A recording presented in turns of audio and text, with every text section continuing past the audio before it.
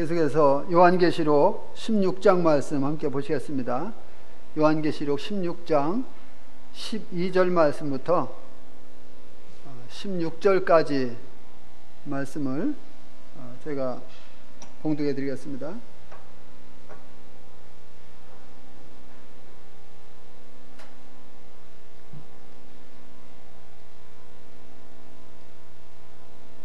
(16장 12절부터) 16절까지. 또 여섯째 천사가 그 대접을 큰 강 유브라데에 쏟음에 강물이 말라서 동방에서 오는 왕들의 길이 예비되었더라.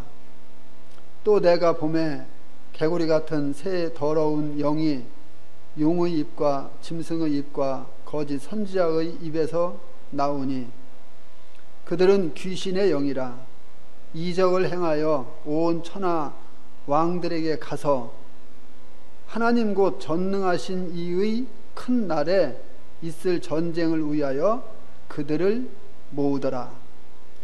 보라, 내가 도둑같이 오리니 누구든지 깨어 자기 옷을 지켜 벌거벗고 다니지 아니하며 자기의 부끄러움을 보이지 아니하는 자는 복이 있도다. 새 영이 히브리어로 아마겟돈이라 하는 곳으로 왕들을 모으더라.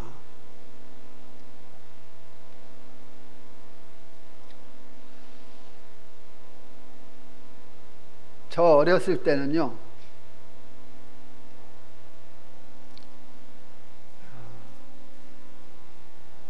귀신의 장난이 아주 심했습니다.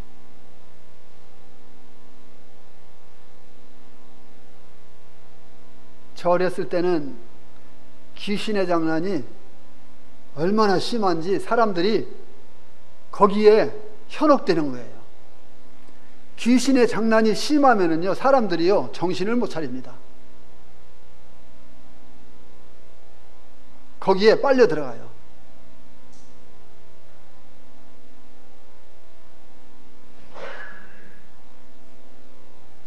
무당이 오늘날로 치면은 징 알지요? 징을 엎어놓고, 징이 뭔지 알아요? 농악놀이 할 때에 박자 맞춰서 한 번씩 쳐지잖아요. 징. 그거를 엎어놓고 그거를 팍 두드리고 옆에 깽가리 놓고 깽가리 팍 두드리고 하면서 별 오만 소리를 다 해요. 그런데 별 오만 소리를 다 하는 중에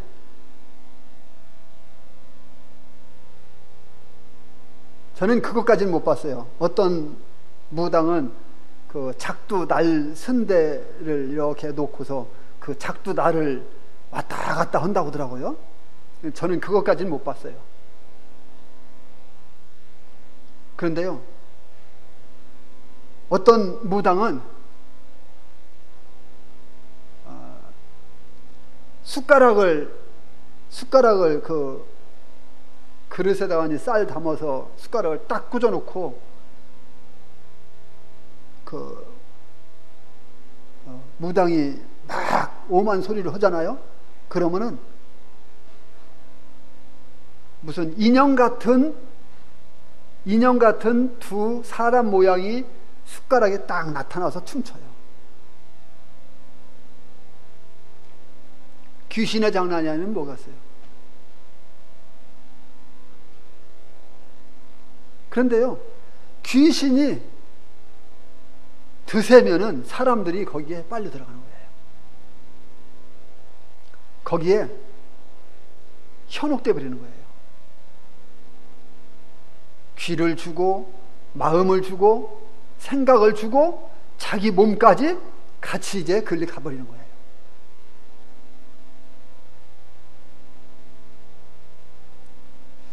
저는 오늘 말씀을 이렇게 준비하면서 옛날 귀신의 장난이 생각났어요. 귀신들은요, 또 도깨비로 나타나요. 도깨비 불 봤다는 이야기 들었어요? 저는 도깨비 이야기도 많이 들었어요. 저 어렸을 때 우리 작은아버지도 도깨비 홀려서 밤새도록 쫓아다니다가 새벽녘에 짬뽕 소리가 나서 보니까 우리 동네에서 삽교 읍내 나가는 들이 있는데 그 들 한가운데 거의 이것만큼 큰 그 웅덩이가 있어요. 물 담아놓는 저수지인데, 조그만 저수지. 그 저수지에 도깨비가 팡당하고 들어가는 소리가 난 거예요. 그때 정신을 차려보니까 새벽인데 자기 옷이 아래는 완전히 다 젖어 있고, 그리고 자기가 우리는 거기를 구덕샘이라고 하거든요. 구덕샘이라고 하는데 그 구덕샘 앞에 딱 서 있더라는 거예요. 옷 다 버려고 집에 들어온 거예요. 새벽녘에. 이 귀신의 장난이요? 보통이 아니에요. 또 그런 얘기도 들었어요. 건너 마을에 사는 사람 이야기인데, 건너 마을 사는 사람 이야기인데, 그 건너 마을 가려면은 냇가가 있어요. 냇가가 있는데, 냇가 가기 전에 큰 높은 뚝이 있거든요. 그 큰 높은 뚝이 있는데 거기에는 그 뚝 위에 사람 잘 안 다니니까 지장풀 아세요? 지장풀 아시는 분이 있을 거예요. 지장풀이라고 딱 뜯으면은 속에 하얀 뭐라고 하나, 뿔이 바로 위쪽에 하얀 색깔이 있으면서 그걸 씹으면은 거기에서 먹을 만한 게 나와요. 우리는 지장풀 알이라고 하거든요. 그거 우리 어렸을 때 많이 뜯어 먹었어요. 근데 그게 쭉쭉 자라요. 근데 이 소장사가 시장에 갔다가 밤늦게, 아마 10시 이상 됐던 것 같아요. 밤늦게 그 길을 걸어서 자기 집으로 가는데 갑자기 어떤 두 아가씨가 딱 나타나더라 이거예요. 아저씨, 저희들하고 같이 가요. 머리가 쫙 쓰는 것이, 여기에서 아가씨가 나타날 일이 없는데 왜 아가씨가 갑자기 나타나는가 싶어갖고 뒤를 쳐다보니까 한 사람이더래요. 분명히 두 사람인 것 같았는데 한 사람이더래요. 아가씨가 딱 쫓아오는데, 그 아저씨도 이제 어른들한테 들은 이야기가 있어서 도깨비가 나타나면은 아가씨로 나타나는데, 아가씨로 나타나면은 오요다리 걸어서 넘어뜨려서 지장풀에 꽁꽁 묶어놔라. 그래서 그렇게 했다는 거예요. 그리고서는 그 이튿 아침에 와봤대요. 그런데 대빗자루, 다 달아 없어진 대빗자루에 피가 묻어있는 대빗자루가 있더래요. 묶여져 있더래요 거기에. 근데 보진 않고 뭐 들은 이야기지만 그게 그래서 사실인지 아닌지도 모르겠어요. 그냥 전설인지. 그러나 우리 작은아버지가 도깨비 홀린 거에 대해서는 제가 확실히 들었으니까, 작은아버지한테. 그렇게 귀신의 장난이 심했어요. 지금은 어때요? 지금은 그런 귀신의 장난은 우리나라에서 거의 찾아볼 수 없죠. 왜? 환한 불이 있지, 문명이 발달돼서요, 여기서는 안 맥혀요. 그런 식으로는 다른 방법으로 활동하죠.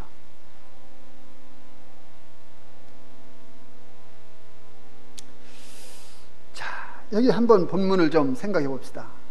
여기 6째 천사가 쏟은 대접의 재앙은 큰 강,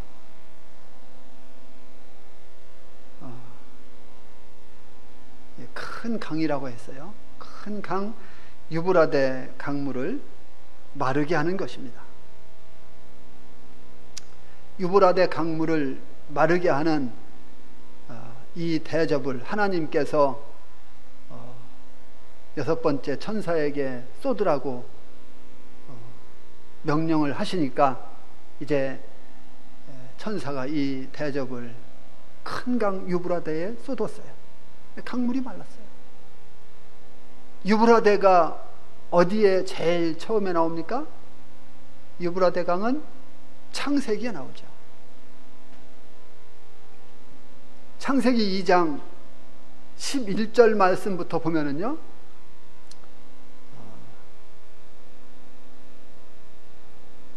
기손, 비온, 힛데겔, 유브라데라고 강 이름이 4개의 강줄기가 나옵니다. 이것이 에덴에서부터 발원하여 4갈래로 갈라졌다고 분명하게 말씀하고 있습니다.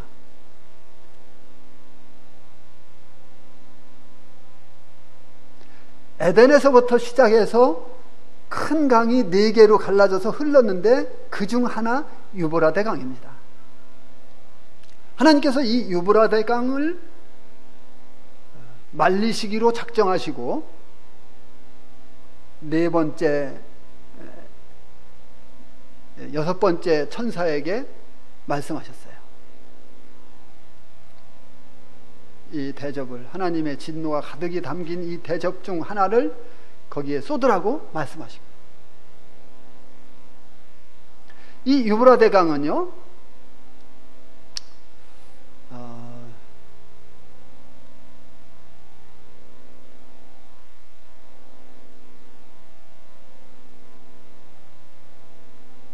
(6월에서 10월) 정도 그 사이에는 비가 많이 와서 범람을 하기 때문에 그 강 주위가 상당히 습지화되고 많이 이렇게 된다고 그래요. 그리고 내린 비로 인해서 고산지대에 있는 눈들이 녹고 이렇게 해서 그 녹은 눈이 같이 내려오면서 엄청난 많은 양의 물이 그 유브라데 강을 흐른다고 해요.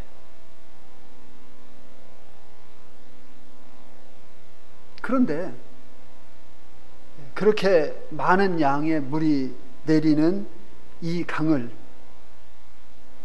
하나님께서 말리셨다고 하는 것입니다. 이 강의 길이는 약 2830km, 상당히 길지요.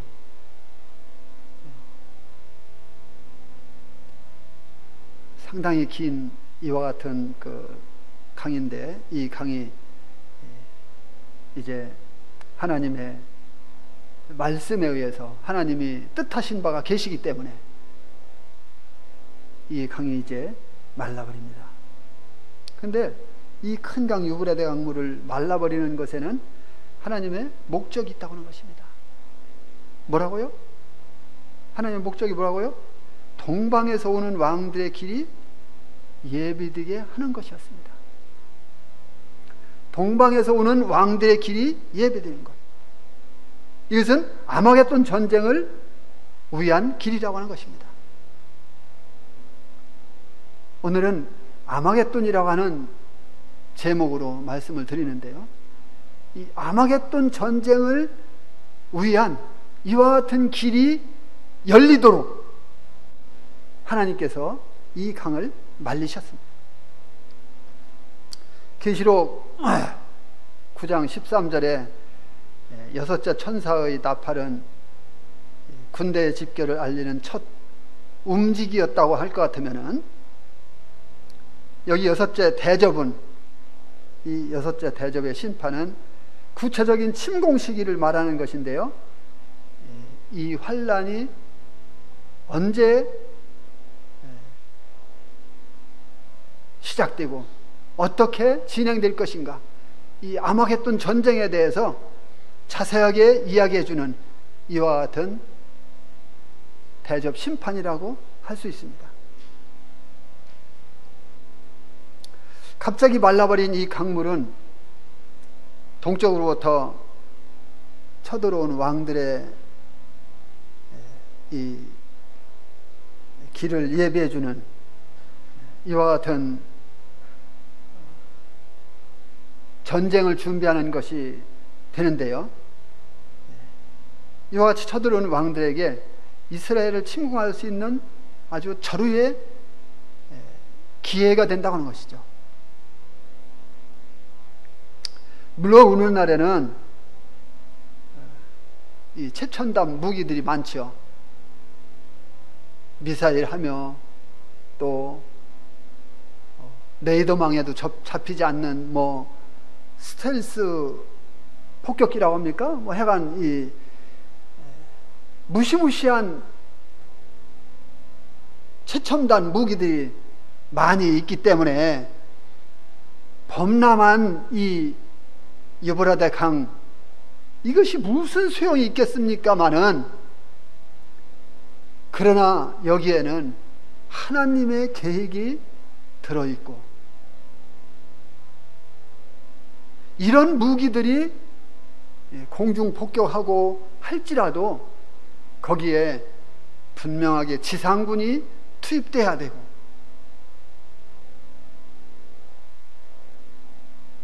그리고 이 지상군이 투입될 때에요, 어쩌면 연합군이기 때문에 어떤 힘을 과시하는 이와 같은 것들도 있을 수 있을 것이고,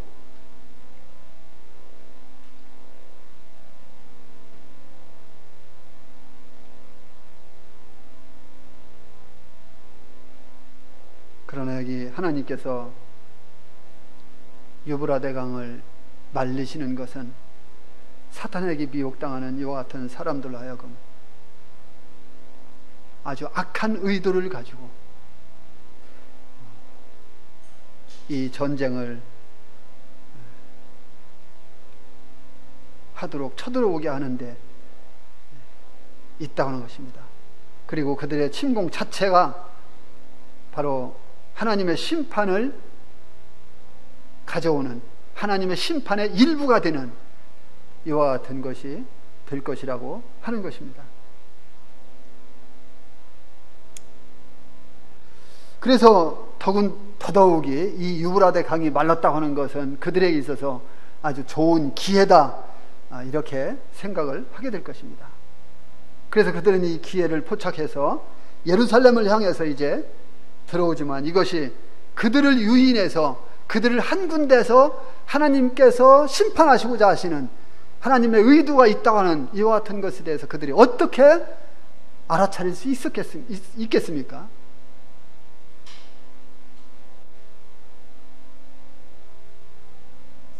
하나님은 그들을, 이와 같이 그들을 그곳으로 유인하는, 전쟁이라는 목적을 놓고 오게 하는, 모으는 이와 같은 것을 볼 수가 있습니다.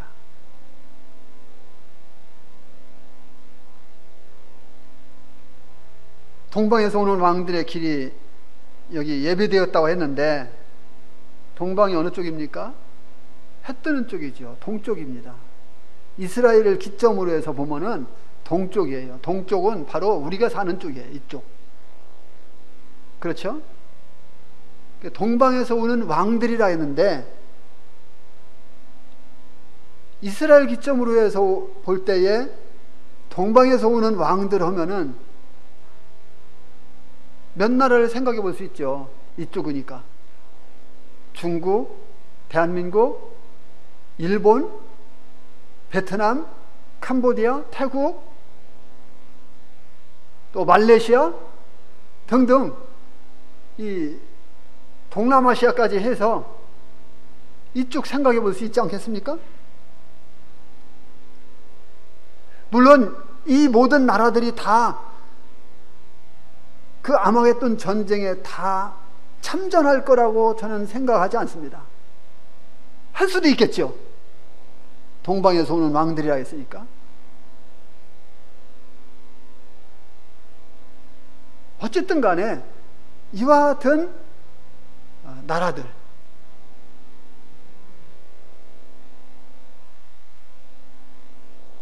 지난번에도 말씀을 드린 것 같습니다마는 중국에서는요 자신합니다. 우리는 언제라도 2억의 군대를 소집할 수 있다. 2억의 군대를 소집할 수 있다고 중국은 자신하고 있어요.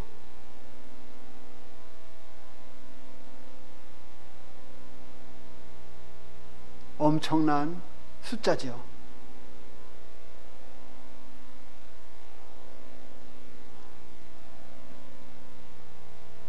이 군대들이 집합하는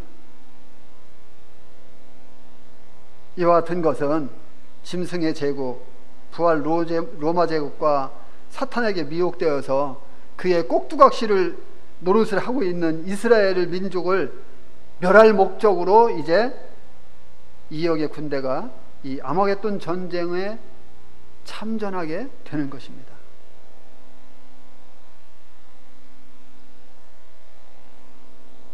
그래서 이 유브라데 강을 건널 수밖에 없습니다.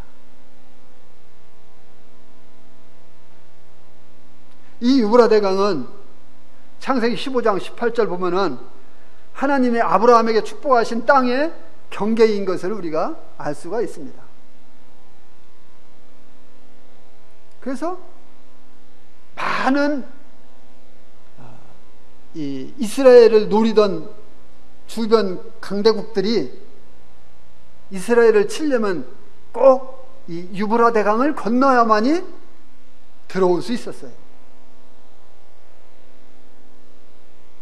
그런데 이 3차 전쟁이라고 말하는 이 아마겟돈 전쟁, 이때도 역시 동일하게 유브라데 강이 가로막혀 있는데 하나님은 그 강의 물을 말리워서 이제 어떻게 한다고요?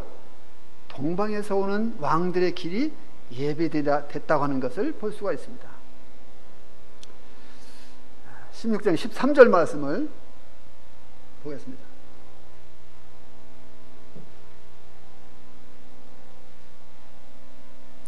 또 내가 봄에 개구리 같은 새 더러운 영이 용의 입과 짐승의 입과 거짓 선지자의 입에서 나오니,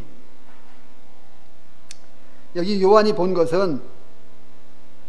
또 본 것은 더러운 영 사탄을 보았습니다. 사탄을 보았는데 새 더러운 영이 개구리같이 생겼는데 용의 입과 짐승의 입과 거짓 선지자의 입에서 나왔다, 이렇게 말씀하고 있습니다. 이 출애굽기 8장 2절로 14절, 시편 78편 45절, 시편 105편 30절, 이와 같은 말씀들을 보면은요, 개구리는 참 더러운 것으로 나와요. 더러운 짐승으로. 이 더러운 짐승이면서 더러운 곳에 사는 이와 같은 짐승으로 나오고 있습니다. 그런데 하나님께서 개구리 재앙으로 애굽 왕 바로를 벌하셨잖아요. 이 더러운 개구리로 애굽 왕 바로를 벌하셨어요. 출애굽기 8장 1절로 15절 말씀을 보게 되면은 이 개구리가 바로와 그 백성과 그 땅을 완전히 덮어서 재앙을 내렸는데, 하나님이 심판하셨는데, 이 개구리라고 하는 것이 나오지요. 이 개구리는 뛰어오르다, 울다라는 뜻을 가지고 있습니다. 근데 나일강은요 6월부터 10월까지 아주 범람하는 이와 같은 경향이 있는데, 12월 정도, 물이 빠질 만큼 되는 12월 정도 되면은 나일강에서 이 개구리 떼가 엄청나게 많다고 합니다. 그런데 이 개구리 떼가 그 비옥한 옥토 같은 그 땅으로 이제 무트로 기어오르는데, 이 애굽 사람들은요 그것을 좋은 징조로 보고 또 다산의 어떤 이런 신격화해서 그런 것들로 보고 그래서 그것들을 우상화하고 그것들을 섬겼다고 하는 것을 볼 수가 있습니다. 그래서 헤카 또는 헤크트라고 하는 이 개구리 모양의 머리를 형상을 만들어서 놓고 그것을 신으로 섬겼다고 하는 이야기가 있습니다. 그런데요, 하나님께서 개구리로 바로 왕의 떡반죽에도 있게 하고 침실에도 있게 하고 침대에도 있게 하고 이 바글바글 하니까 뿐만 아니라 모든 백성들에게도 다 동일하게 애굽 땅 전역에 그렇게 한다 했으니까 고센만 빼놓고 어떻게 했어요? 그러면 그게 자신들의 신이었으면 어때요? 거기에 경배를 했어야죠. 우리 신이 올라왔네 하면서, 우리 신이 내 침실에 있네 하면서 경배했어야죠.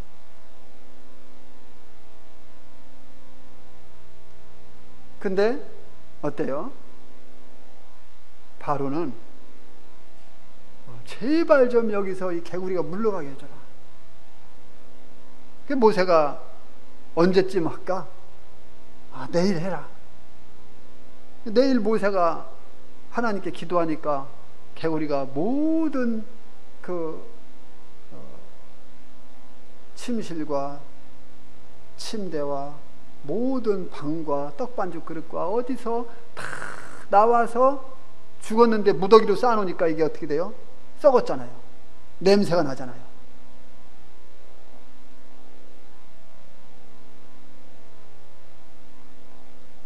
심지어 사람에게도 겨우 울렀다고 하니까 털어버리면 겨우 울르고 털어버리면 겨우 울르고 얼마나 끔찍했겠어요. 그래? 이게 너네들의 신이야? 어디 한번 보자. 하나님께서 작정하시고 개구리를 보냈던 거 아니겠습니까?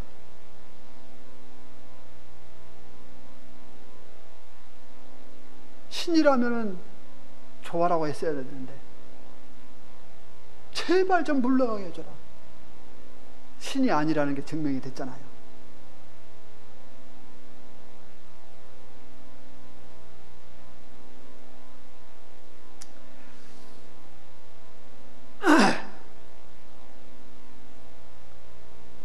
그래서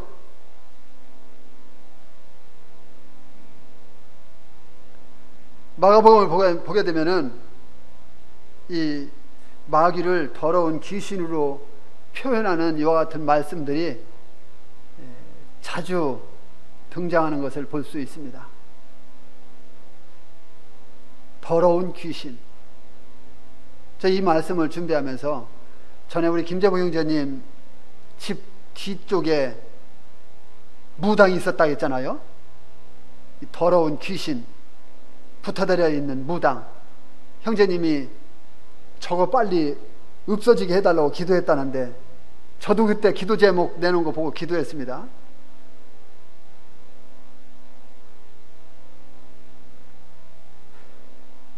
나중에 들어보니까 뭐 똥뚜껑으로 변했다고 하던가요? 거기를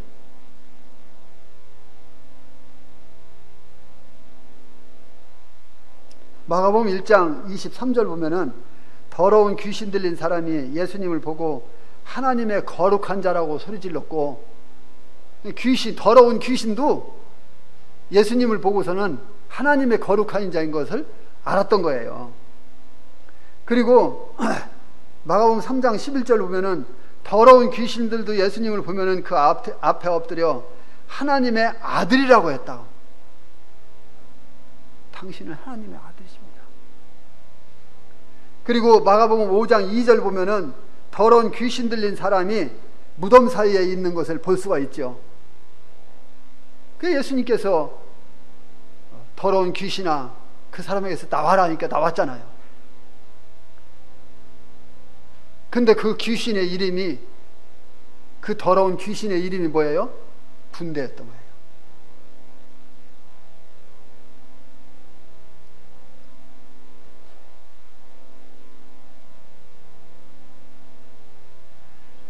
이 개구리 같은 새 더러운 영이 용의 입과 짐승의 입과 거짓 선지자의 입에서 나왔는데, 이것은 하나님의 삼위일체에 대한 모방인 것 같아요. 왜 그렇습니까? 이 더러운 귀신 분명히 셋인데 하나같이 움직여요.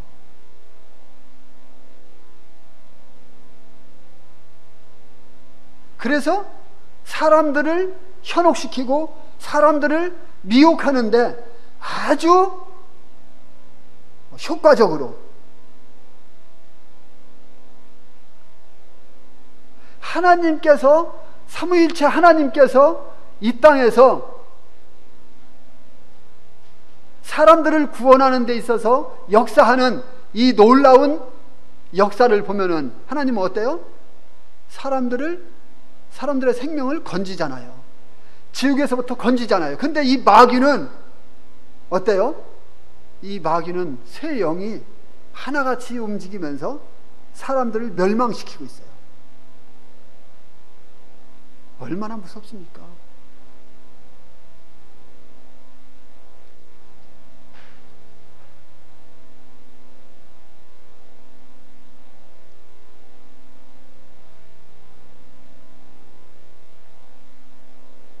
더러운 이 새 영을 내놓는 이 용은 계시록 12장 9절에서 본 대로 옛뱀 곧 마귀라고도 하고 사탄이라고도 하며 온 천하를 꿰는 자라, 이렇게 말씀하고 있습니다. 그리고 짐승은 계시록 13장 1절로 10절에서 보면은 우리가 다 지난번에 본 말씀들이죠. 바다에서 올라온 짐승인데 10나라의 형태로 존재하게 될 재건된 로마 제국의 지도자로 나타나는 것을 볼 수가 있고요. 그리고 거짓 선지자는 13장 11절로 17절에 언급된 이와 같은 그 땅에서 나온 짐승을 의미하는데, 이는 이스라엘에서 나올 사람으로서 거짓 선지자를 이야기하고 있습니다. 계시록 19장 20절과 20장 10절을 보면은요, 이들은 모두 다 잡혀서 유황 불붙는 못에 던져지는, 그래서 이들이 다 잡혀서 온전히 지옥으로 쳐넣어지는 이와 같은 말씀을 볼 수가 있습니다. 14절 말씀을 보시겠습니다. 그들은 귀신의 영이라 이적을 행하여 온 천하 왕들에게 가서 하나님 곧 전능하신 이의 큰 날에 있을 전쟁을 위하여 그들을 모으더라. 여기 용과 짐승과 거짓 선지자의 입으로부터 토해놓은 개구리 같은 새 더러운 영이 바로 여기에서 귀신의 영이라고 분명하게 말씀해 주고 있는 것을 보게 됩니다. 이들은 용과 짐승과 그리고 거짓 선지자, 이들이 행하는 것과 마찬가지로 거짓말과 미혹하는 이와 같은 이런 일을 하는 그런 존재들이라고 하는 것이죠. 더러운 귀신의 영은요, 땅의 왕들을 현혹시키는 데 있어서 아주 자신들의 꾀를 총동원해서 하게 되는 것입니다.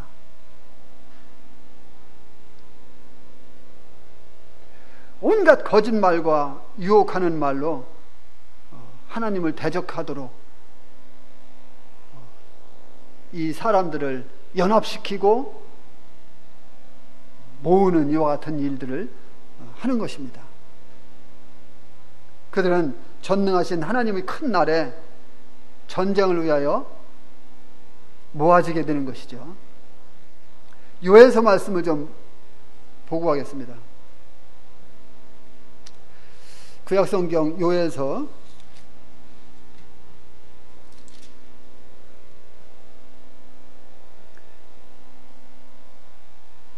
요엘 3장 11절로 12절.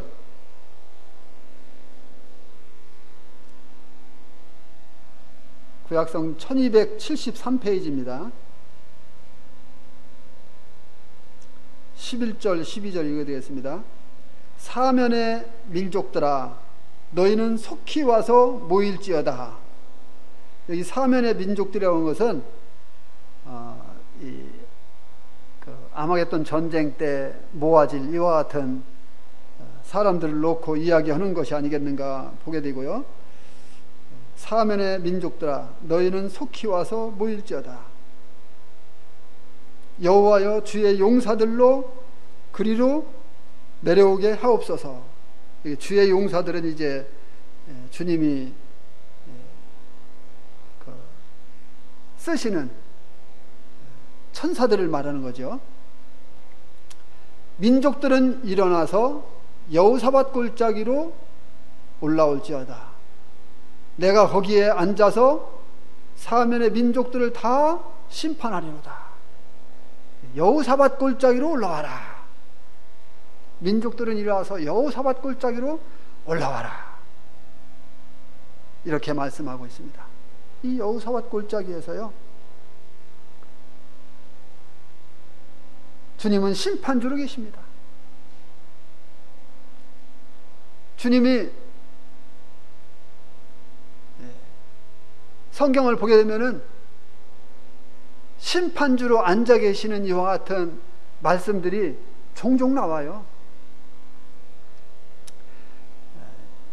여호사밧 골짜기에 민족들이 모이고 주의 천군 천사가 모이는 이 궁극적인 목적은 뭐예요? 단지 아마겟돈 전투를 위한 것이 아니에요. 뭐예요? 주님께서 그들을 심판하시기 위한 것이었습니다. 사탄은 자신의 오랜 수건대로 하나님을 대적하기 위한 자기 군대를 이때에 모으게 되는 것입니다. 오랫동안 기다려온 이 전쟁은 하나님이 사탄과 그리고 그의 군대들과 모든 악한 영들을 심판하시는 이와 같은 큰 날에 그 절정을 이루게 될 것입니다. 이때 군대들은 땅의 무기들로 무장하고 오겠죠. 그러나 그것이 무슨 소용이 있겠습니까? 그것이 그들에게 무슨 의미가 있겠습니까? 하나님의 전능하심 앞에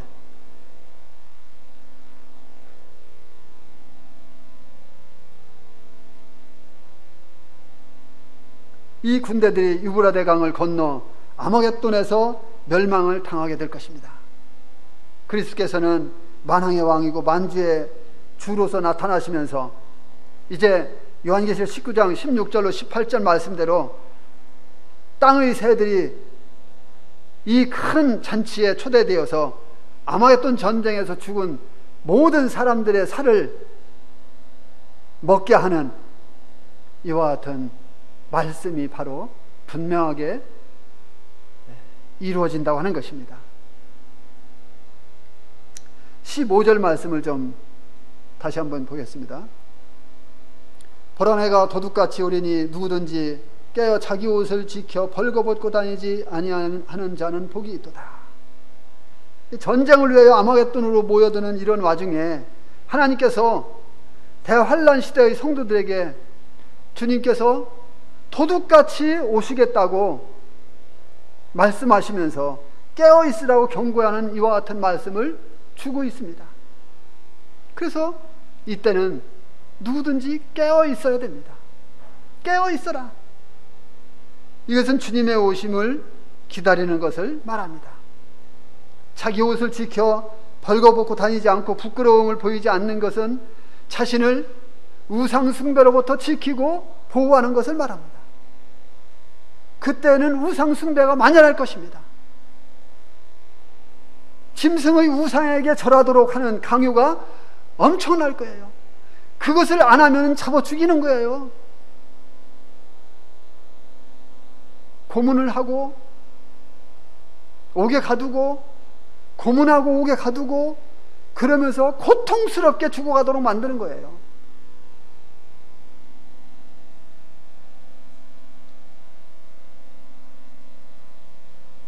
이런 중대한 때에 하나님께서 이와 같이 말씀하시는 것은 땅에서 일어날 사건들에 대한 하나님의 계획을 사람들에게 분명하게 전달하고자 하는 것이죠.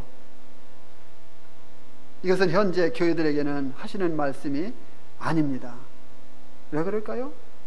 교회는 이미 이때 가서는 이미 휴거돼서 하늘의 빛 가운데 있게 되기 때문에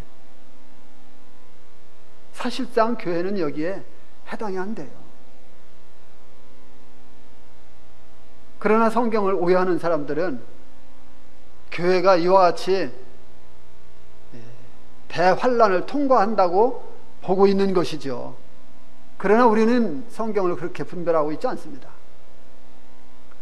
우리가 분별하는 성경은 이미 교회는 이미 하늘에 있고 주님과 함께 있고 그리고 그 후에 7년대 환란이 일어나는 거예요.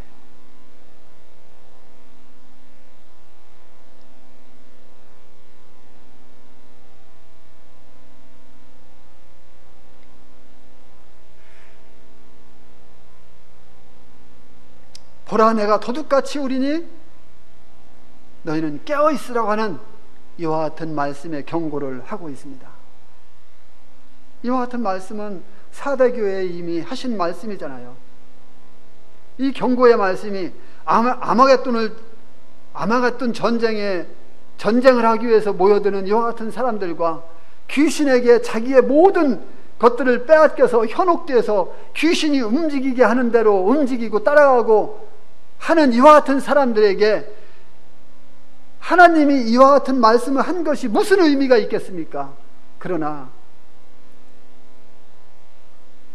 우상 숭배를 하지 않고 하나님의 다시 오심을 기다리고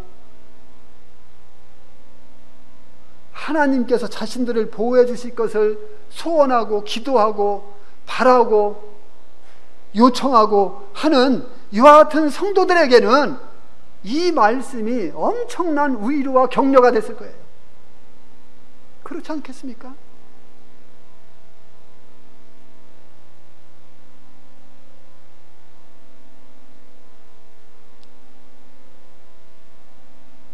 마태복음 24장 42절로 44절 그리고 누가복음 12장 35절로 40절 데살로니가 전서 5장 2절로 3절 베드로 후서 3장 10절 등 이와 같은 말씀을 보면은요, 주님은 도둑같이 오실 것인데 이것은 다 동일하게 환난 시대 때의 사람들에게 적용이 되는 말씀이죠. 도둑같이 오신다. 물론 우리가 이 말씀들을 통해서 교훈받을 수 있어요. 아, 주님이 언제 오실지 모르니까 우리가 정말 깨어있자. 깨어있자는 게 뭐예요? 오늘날 우리들에게 깨어있자는 것은 하나님 말씀에 민감해 있고, 성령께서 우리를 어떻게 인도하시는가, 거기에 마음이 민감해 있고 주님 다시 오신다는 것에 대해서 우리가 기다리는 마음으로 여러 모양으로 교훈 받을 수 있죠.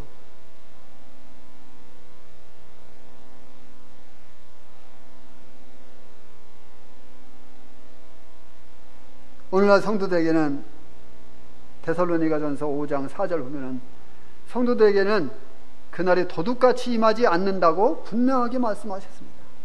왜냐하면 성도들이 이미 영원한 빛 가운데 하늘에 있을 것이기 때문에. 요한계시록을 보면은 칠복을 말씀하고 있습니다. 여기 16장 15절은 세 번째 복입니다. 두 번째 복은 14장 13절인데 거기에서는 짐승의 분노 아래서 순교당하는 이와 같은 성도들에게 어쩌면 그 말씀이 큰 위로와 격려가 됐을 것입니다. 14장 13절 보면은 또 내가 들으니 하늘에서 음성이 나서 이르되 기록하라. 지금 이후로 주 안에서 죽는 자들은 복이 있도다 하시매 성령이 이르시되 그러하다. 그들이 수고를 그치고 쉬리니 이는 그들의 향한 일이 행한 일이 따름이라 하시더라. 이때는 순교당하는 이와 같은 성도들에게 이 두 번째 복에 대해서 들을 때에 엄청난 위로와 격려가 됐을 것입니다. 그런데 여기에서는 어떻습니까? 여기에서는 이 세 번째 복은 바로 성도들에게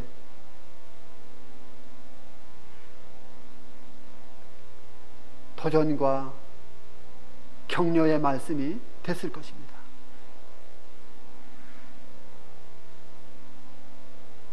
보라, 내가 도둑같이 오리니 누구든지 깨어 자기 옷을 지켜 벌거벗고 다니지 아니하며 자기의 부끄러움을 보이지 아니하는 자는 복이 있도다.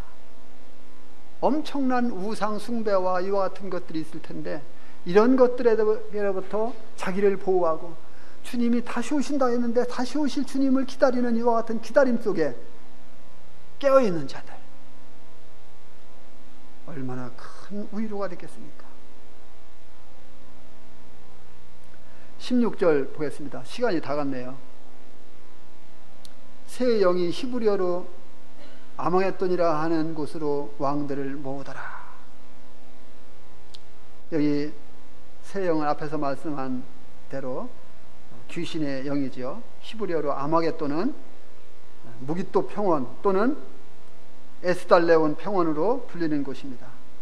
무기또는 군대를 소집하다는 뜻인데 이것은 성경을 보면은 역사적으로도 수없이 많은 전쟁이 일어났던 장소입니다.